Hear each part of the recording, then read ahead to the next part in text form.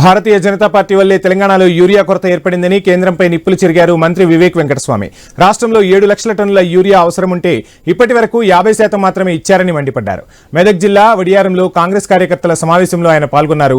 తాను ఎంపీగా ఉన్నప్పుడు రామగుండం ప్లాంటును మన్మోహన్ సింగ్ తో మాట్లాడి రీఓపెన్ చేయించారన్నారు. భారతీయ జనతా పార్టీ హయాంలో ఆ ప్లాంటు మాటిమాటికి రిపేర్కి వస్తుందన్నారు.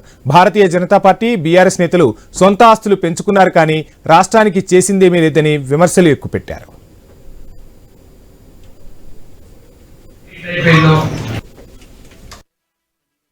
మనందరికీ ఈసారి యూరియా కొరత ఉన్నదంటే కేవలం కేంద్రం వల్లనే మనకు యూరియా కొరత ఉంది.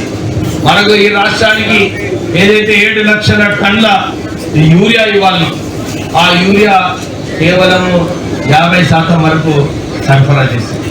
నేను ఎంపీగా ఉన్నప్పుడు మా రామగుండం ఫర్టిలైజర్ ప్లాంట్ అది బీజేపీ హయాంలో మూతపడ్డది.